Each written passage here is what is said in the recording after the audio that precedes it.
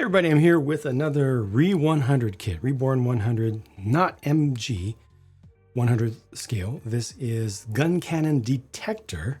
I always have to catch myself. I want to say Detectorist for some reason. Guncannon Detector from Unicorn. This was reprinted pretty recently, I think a couple of times. So these are actually pretty easy to get. Although the one that I got, I think was just before they reprinted. I want to say a season before the reprints came out, but I got it pretty cheap from overseas, thankfully. Anyway, this is a pretty dark one.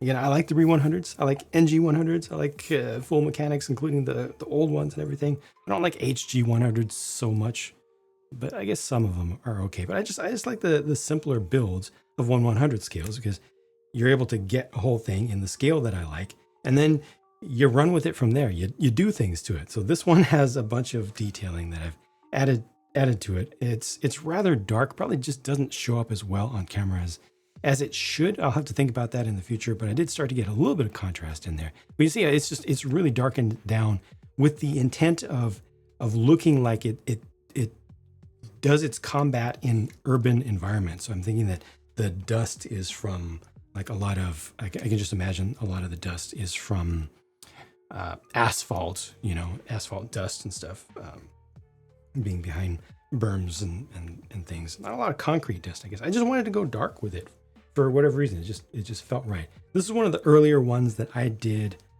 the body of with the watercolor marker technique. So a lot of the what kind of looks like very, very heavy post shading is actually done with, sorry about not getting the angles prepared in advance. Just pencil, watercolor pencil, just drawn on, and then just try to smooth it in, because the watercolor pencils are pretty soft, so you can blend them pretty effectively. And I did that manually for the whole thing. Now, some of the parts on this are painted, like the main cannons up here are painted, because I just couldn't stand the default Bandai gray colors. They're just so boring. I also put heavy wash on the frame. This has that purple color, kind of lavender color for the frame. I tried to tone that down quite a bit, and hand painted, fully painted the gun over here. Also the down in here, let's see if we can see it from some of the other angles, maybe a little bit. Oh yeah, these guys, the grenades there, painted those by hand, just plain acrylics again. Blue to this honestly, this should be redone, because it's just too sharp. That transition there is not good. It needs to be a softer transition, and I probably should not have blued what is a grenade launcher, if I'm not mistaken. It wouldn't be heating up like that. I couldn't help myself. Just got into it. But the last thing that I did on stream over on Twitch most recently was finishing the gun, because again, this was just hand painted with acrylic, and then I just did simple, cheap, quick techniques like I usually do, dry brushing to metalize it, and then using, once again, the colored pencil in the watercolor style to get some of the basic stuff in there, and then coming back with the regular wax crayon style colored pencil to get some higher visibility details, and then just a tiny bit of bluing on this one on the barrel, and got some carbon buildup on the muzzles, both upper and lower, or under barrel here, I guess, another grenade launcher. And then just did a little bit of post shading as well, once again using the kid level low end oil pastels on a cheap Amazon latex makeup brush. And then one of the final kind of the top level details on this, or detailing passes, was to get just a little bit more contrast out of some of these scratchies that are on there. Just using the pencil wasn't quite enough, so I came back and added a little bit more of just a shine to that by using just a chrome marker, just a little fine tip one, just to get a little bit more on. And I think some of these actually went back with white instead of the silver I had been using. Silver white just gives a little bit more pop. This isn't perfect by any means, but overall I'm pretty happy with it.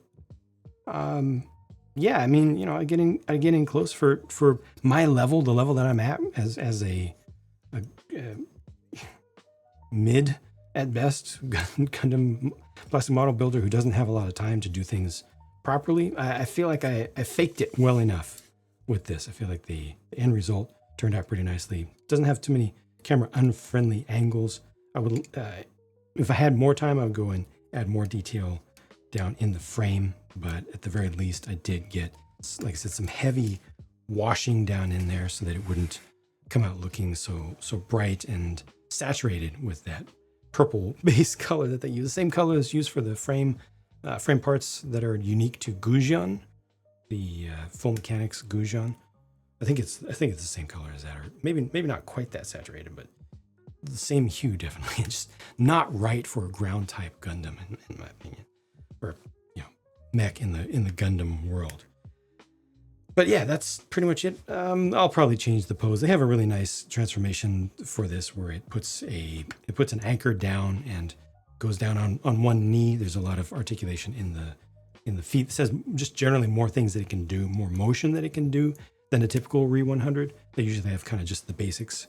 And occasionally, looking at you, Mark III Unit 8, well, any of the Mark III in general, with the missing one axis of articulation in the ankle that hurts so much. Every once in a while they miss a little bit, but usually they have a fair amount, and this has more.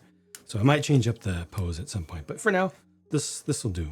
More hands would be nice too, but you can always get aftermarket ones of those. But that's it for now on this one. The long look at it. This will go into display. This one's been in my backlog for too long, partially done, but just hadn't finished the weapon. Now it's actually done, and I'll keep working forward and building new kits, and also finishing almost finished ones that have just been sitting in the not pile, but shelves and shelves of shame, if you know what I mean. Remember, actively reject elitism. Gunpla is freedom, or so they say. So don't tell anybody else how to enjoy their hobbies, and don't let anybody tell you how do you enjoy your hobbies. But thank you very much for walking? It's not even a walking pose. For watching, and I'll talk to you again soon.